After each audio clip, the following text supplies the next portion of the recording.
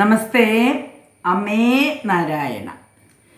കർക്കിടകം രാശിയിൽ ചൊവ്വ നിൽക്കുമ്പോൾ, നീചരാശിയിൽ ചൊവ്വ നിൽക്കുമ്പോൾ കേസ് വഴക്കൽ വരാനുള്ള യോഗമുണ്ട്.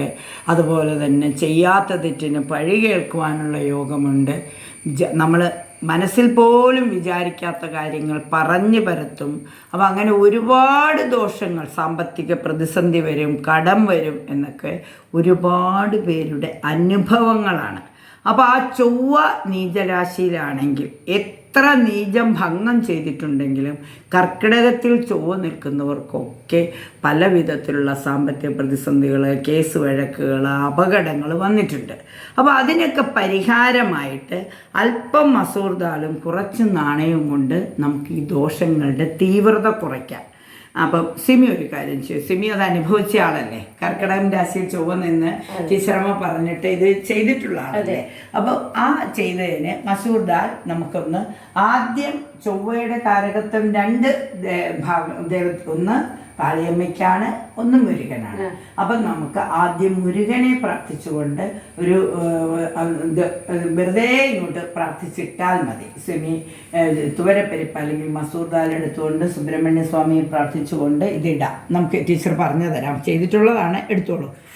ആദ്യം നമ്മൾ പയറെടുക്കുമ്പോൾ ആദ്യം തന്നെ സുബ്രഹ്മണ്യ സ്വാമിയെ പ്രാർത്ഥിക്കണം.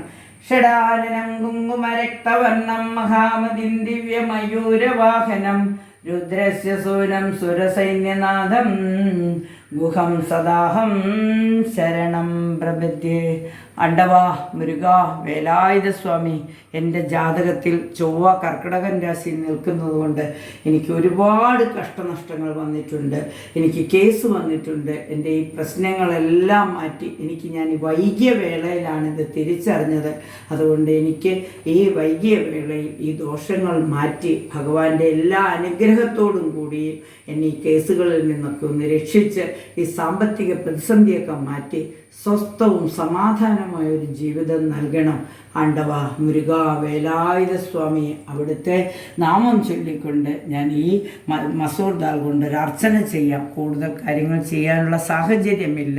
എൻ്റെ ഈ അർച്ചന അവിടുന്ന് സ്വീകരിച്ച് എൻ്റെ ദോഷങ്ങളെല്ലാം മാറ്റിത്തരണം എന്ന് ഞാൻ അപേക്ഷിക്കുകയാണ് എന്ന് പറഞ്ഞുകൊണ്ട് ഭഗവാന്റെ മൂലമന്ത്രം ഓം വം വജത്ഭുവേ നമഃ, ഓം വം വജത്ഭുവേ നമഃ, ഓം വം വജത്ഭുവേ നമഃ, ഓം വം വജത്ഭുവേ നമഃ, ഓം വം വജത്ഭുവേ നമഃ.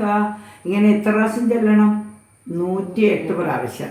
അങ്ങനെ 108 പ്രാവശ്യം പരിപ്പ് കൊണ്ട് ഒരു അർച്ചന ചെയ്തു, ഭഗവാനെ വിളിച്ച് പ്രാർത്ഥിച്ചു. എത്രയാണോ പ്രായം, സിമിക്ക് എത്ര പ്രായം? 47. ആ 47 നാണയവും ഇതുപോലെ ഭഗവാന്റെ മൂലമന്ത്രം ചൊല്ലി വച്ചോളൂ. ആണ്ടവന്റെ ക്ഷേത്രത്തിലെ ഭണ്ഡാരത്തിൽ സമർപ്പിക്കാൻ ഒഴിയൊന്നും വേണ്ട. ഭഗവാന്റെ പേര് പറഞ്ഞു ഓം വജത്ഭുവേ നമഃ, ഓം വം വജത്ഭുവേ നമഃ, ഓം വം വജത്ഭുവേ നമഃ, ഓം വം വജത്ഭുവേ നമഃ. അപ്പം 108 പ്രാവശ്യം മസൂർ ദാൽ കൊണ്ട് അർച്ചന ചെയ്തു.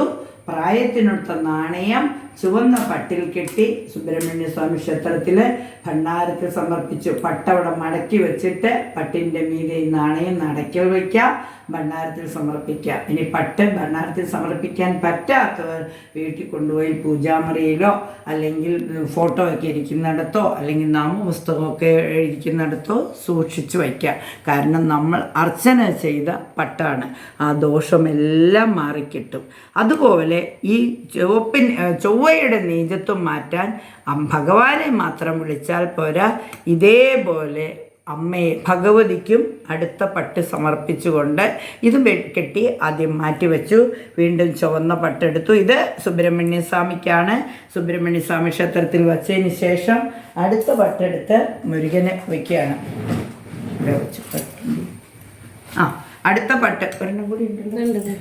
ഒരു പട്ട് ഭദ്രകാളിക്ക് വഴി സുബ്രഹ്മണ്യ സ്വാമിക്ക് മസൂർ ദാൽ കൊണ്ട് അർച്ചന ചെയ്ത് നാണയം പ്രാർത്ഥിച്ചു വച്ചു. അടുത്ത പട്ട് ഇതുപോലെ എടുത്തുകൊണ്ട്, അതായത് ചൊവ്വയുടെ കാരകത്വം സുബ്രഹ്മണ്യ സ്വാമിക്കും കൂടെ ഉള്ളതുകൊണ്ട്, മുരുകനും അമ്മയ്ക്കും ഉള്ളതുകൊണ്ട് ഇനി നമ്മൾ അമ്മയുടെ പേര് പറഞ്ഞാണ് ചെയ്യുന്നത്. സിമി വരൂ, നാണയം എടുത്തോടൂ. ആദ്യം എന്ത് ചെയ്യണം? തൻ്റെ പ്രായത്തിനൊത്ത നാണയം കാളിയമ്മയുടെ. അപ്പോൾ കാളിയമ്മയെ വിളിക്കുമ്പോൾ നമ്മൾ എപ്പോഴും കാളി മഹേശ്വരി പാർവതി ശങ്കരി ശരണം മേ തവ ചരണയുഗം അമ്മേ ശരണം ശരണം ദേവി ശരണം മേ തവ ചരണയുഗം. അങ്ങനെ കാളിയമ്മയുടെ രൂപവും ഭാവവും നമ്മുടെ മനസ്സിലേക്ക് വന്നു. അതിനുശേഷം മനസ്സ് തുറന്ന് നമ്മൾ എന്ത് ചെയ്യാണ്? കാളിയമ്മയുടെ ആ മന്ത്രം ചൊല്ലാൻ പോണേ. കാളി കാളി മഹാകാളി ഭദ്രകാളി നമോസ്തുതേ കുലം ച കുലധർമ്മം ച മാം ച പാലയാ പാലയാ. കാളി കാളി മഹാകാളി ഭദ്രകാളി നമോസ്തുതേ കുലം ച കുലധർമ്മം ച മാം ച പാലയാ പാലയാ.